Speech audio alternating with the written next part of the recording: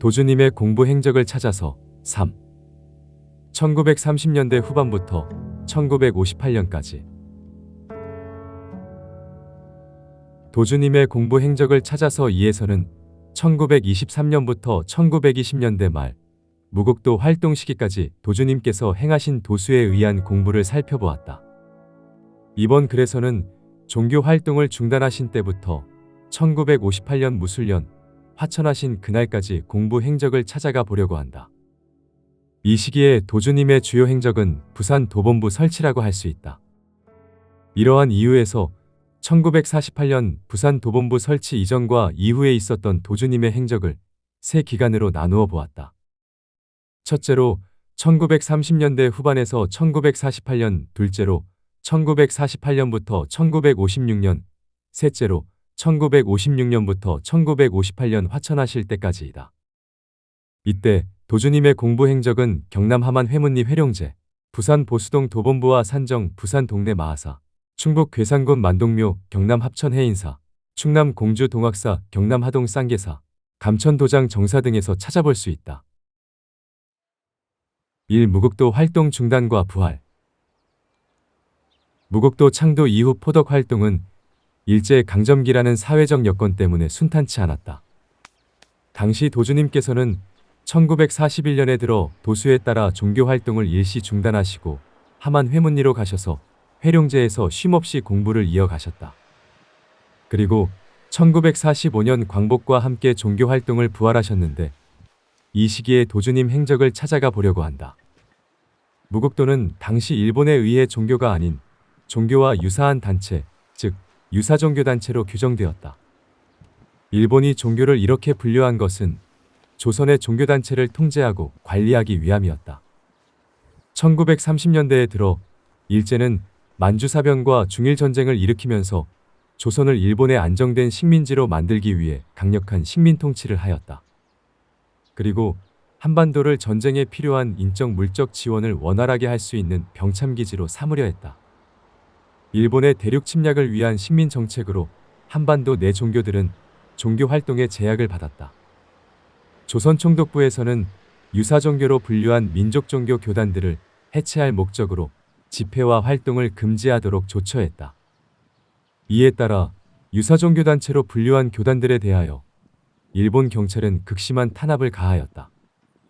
1936년 6월부터 일제는 유사종교단체의 활동에 대한 금지 조치를 하였는데 그 영향으로 무국도도 포교, 집회 금지 조치 등의 탄압과 감시를 받았다. 무국도는 1936년까지 공개적으로 종교 활동을 하였지만 일제의 탄압에 따라 1936년 비공개적인 종교 활동으로 전환하여 1941년까지 지속하였다. 1941년 사실상 사상 검증에 해당하는 치안유지법이 개정 발효되자 신도들을 보호하고자 비밀리에 진행하였던 종교 활동까지 멈추어야 했다. 이러한 사회적 여건으로 도주님께서는 종도들을 모으시고 인덕 도수와 잠복 도수라고 말씀하시며 그대들은 포덕하여 재민하였도다. 각자는 집으로 돌아가서 부모 처자를 공양하되 찾을 날을 기다리라라고 하신 후 종교 활동을 중단하셨다. 이후 도주님께서는 고향인 회문리에 가셔서 마련된 회룡제에서 말할 수 없는 고난 속에서 공부를 계속 이어가셨다. 혹독한 추위가 엄습했던 어느 날 도주님께서는 회룡제 공부방에 불을 떼지 않고 공부하셨다. 공부하실 때 동상에 걸려 피가 맺히고 발이 붓는 고통에도 동요하지 않으시고 공부에 전념하셨다고 한다. 그리고 이곳을 중심으로 전국 명산대천을 두루 다니시며 수행도 하셨다. 이처럼 도주님께서는 고난 속에서도 개의치 않고 회룡제를 중심으로 도수에 의한 공부를 쉼없이 진행하셨다. 무국도의 종교 활동이 부활한 시기는 8.15 광복 이후였다. 1945년 의류년 7월 6일, 양력 8월 13일 도주님께서 회문리를 떠나려는 이용직 종도에게 오늘 무슨 큰일이 일어나고 도수가 바꿔지리라 라고 말씀하셨다. 이틀이 지난 7월 8일 양력 8월 15일에 일본이 패전하였다는 소식이 들려왔다. 광복과 함께 새로운 도수를 맞이한 도주님께서는 중단했던 종교 활동을 부활하셨다. 이때부터 도주님께서는 1948년 9월에 부산 보수동에 도본부를 설치하기 전까지 종교 활동의 중심지로 회문리에서 도수에 의한 공부와 포교 활동을 진행하셨다. 그래서 회문리 회룡제를 회룡도장이라고도 하였다. 2. 산정에서의 공부와 편력수도.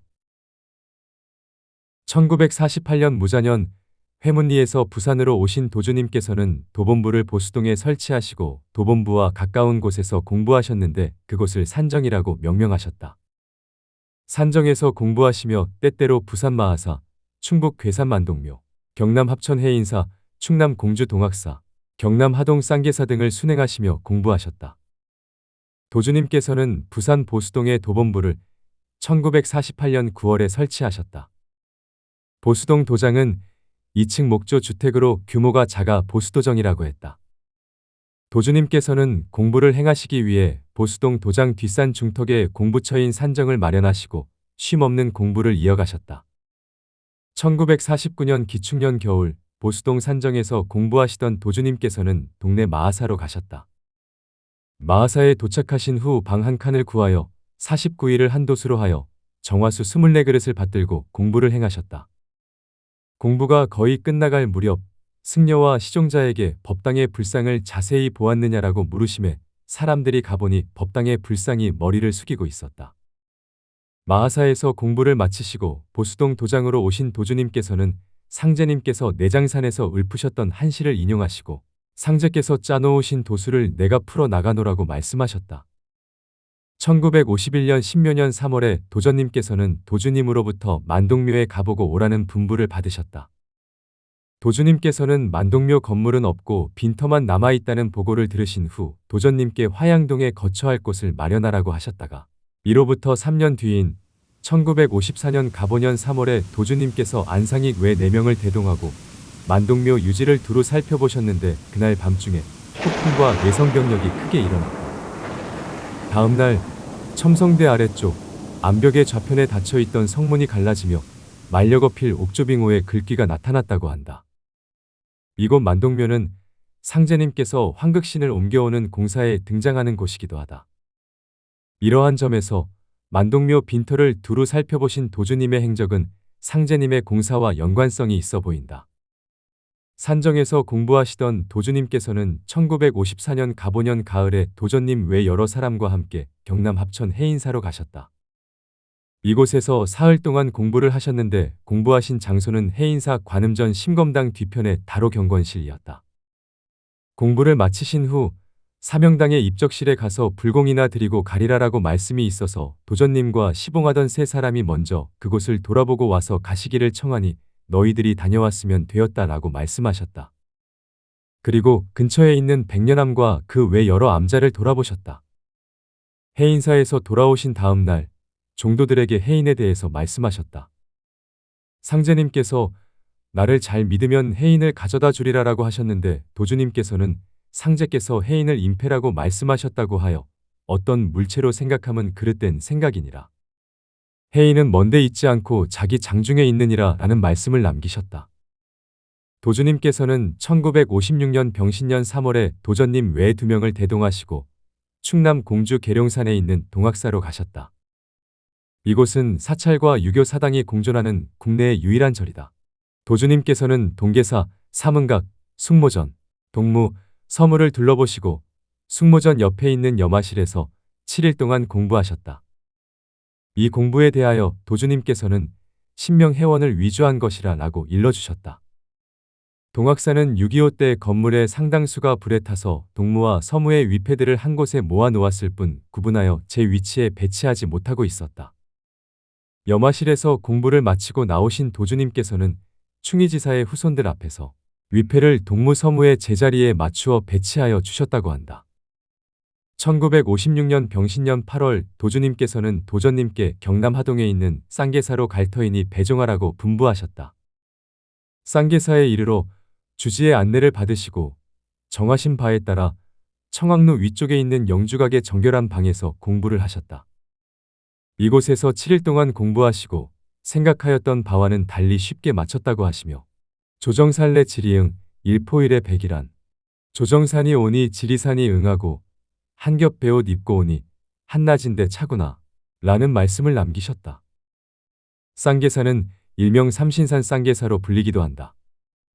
삼신산은 복례산과 영주산과 방장산을 말한다. 그래서 쌍계사에는 영주, 복례, 방장의 이름으로 건물의 명칭을 사용하고 있는데 도주님께서 공부하신 곳은 영주각이었다. 지금까지 보수동 도장 시기에 도주님께서 행하셨던 공부 행적을 살펴보았다. 이 시기에 도주님께서는 산정에서 공부하시며 때때로 전국의 여러 곳을 다니시며 상제님께서 짜놓으신 도수를 풀어가는 공부를 행하셨다.